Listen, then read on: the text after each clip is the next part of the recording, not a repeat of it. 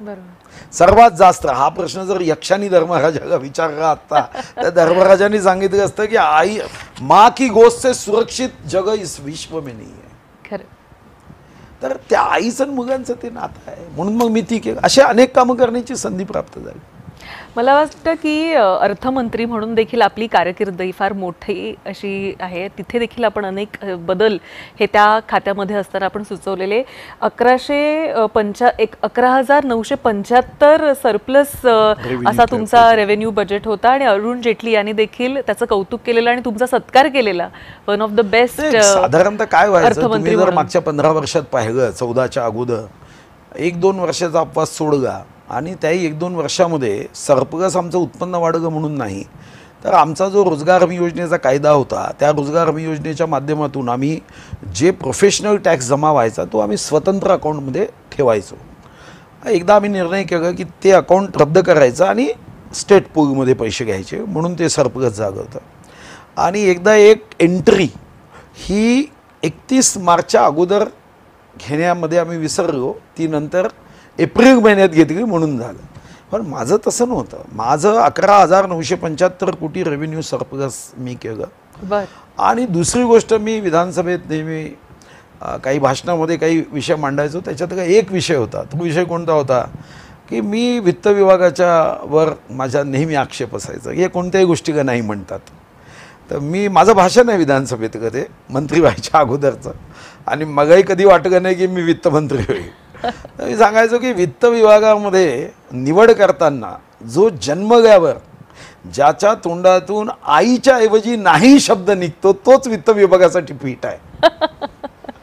पण मी वित्तमंत्री झाल्यावर हा प्रयत्न केला की 100 पैकी 99 विषयाला नाही म्हणायचं नाही. पहिलं तर त्याच्यातली भावना लक्षात घेतली पाहिजे.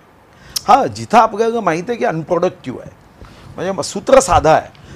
एक 5 स्टार हॉटेल बांधायचं असेल तर पैसे कमी पडू देऊ नका कारण ते प्रॉडक्टिव्ह आहे त्याच्यातून तुमचं उत्पन्न वाढणार. पण 5 स्टारमध्ये जेवायला पैसे पाहिजे का तर त्याच्यावर खर्च करू नका. खर्च कशावर केला पाहिजे ज्यातून तुमचं उत्पन्न वाढेल ज्याच्यामध्ये राज्यातल्या शेवटच्या व्यक्तीच्या चेहऱ्यावर आनंद फुलवता येईल. मी तर असे शेकडो निर्णय केले. आध्यात्मिक सामाजिक सांस्कृतिक आर्थिक शिक्षण आरोग्य प्रत्येक क्षेत्रामध्ये प्रगती झाली पाहिजे हा त्यामागचा भाव होता. आणि माननीय मुख्यमंत्री देवेंद्रजी हे पूर्ण शक्तीने माझ्या पाठीशी उभे राहायचे. ते मला त्यांनी कधी कोण्याही गोष्टीला त्यांनीसुद्धा नाही म्हटलं नाही. आता आम्ही जन्मल्यावर आई म्हणणारेच लोक होतो त्यामुळे आम्ही नाही कधी म्हटलं नाही.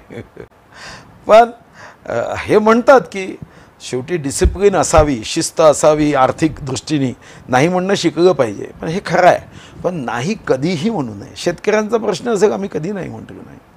मी तर उलट म्हणजे काही तर सचिव असं म्हणायचे अरे सर क्या ये हम नहीं बोलते आप क्यों हा बोल रहे असं म्हणायचे. म्हणजे मी त्यांना म्हणायचो नाही हा शेतकऱ्यांचा प्रश्न आहे. शेवटी सरकार म्हणून रडगाणं गाण्यासाठी सरकार आहे का. आई कधी आपल्या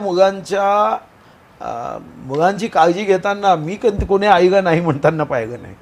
ती बिचारी स्वतःच्या पोटाला चिमटा दे. मग हे मायबाप सरकार आहे. मायबाप सरकारनी सामान्य माणसाच्या आयुष्यामध्ये आनंद निर्माण करण्यासाठी स्वतः कष्ट केलं पाहिजे. उत्पन्न वाढवण्यासाठी पूर्ण जीव लावला पाहिजे. पण तुम्ही जर शेतकरी कष्टकरी गरीब लोकांना नाही म्हणाल. आता एक मोठं पॅकेज देखील शेतकऱ्यांना देण्यात आलं. 31,628 कोटीचं त्याची अंमलबजावणी योग्य पद्धतीने आपण करू देणं गरजेचं आहे. हा शेतकरी कणा आहे. छत्रपती शिवाजी महाराजांचा भाजीच्या देठालाही हात लावू नये काय शिस्त होती. हात कलम करून टाकू तो भाव. आणि मग छत्रपती शिवाजी महाराजांच्या महाराष्ट्रामध्ये शेतकऱ्यांच्या पाठीची तर तुम्हाला मी एक म्हणजे मलाही वाटतं नेहमी. आता याच्यामध्ये मी जसं म्हणालो की विधानसभेत मी काही करण्याचा प्रयत्न अधिवेशनात करेन. मी अर्थमंत्री असताना मी एकदा कृषी जे विद्यापीठ आहे त्यांची एक बैठक घेतली. त्यांना सांगितलं तुम्ही टेक्नॉलॉजी कशी वाढवता याचा विचार करा ना. असं आहे कमी उत्पादन खर्चामध्ये जास्तीत जास्त दर्जेदार उत्पादन कसं करता येईल. त्यांनी मला सांगितलं की आमच्याकडे ज्या सोयी आहे त्या नाही. मी म्हटलं तुम्हाला किती पैसे पाहिजे सगळं दिले.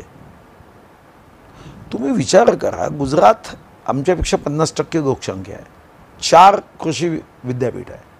आम्ही एवढे सर्व गोष्टी करतोय आणि आमच्याकडे कृषी विद्यापीठाला पैसेच नाही. 4च विद्यापीठ आहे, त्यांचेही 4 आमचेही 4. ते 6 कोटीला सर्व करतात, आम्ही 13 कोटीला सर्व करतो. मग अशा मूलभूत गोष्टी ज्या आहे याला नाही म्हणू नये. खरं. आता कृषी महाविद्यालय अर्धवट पडले असतील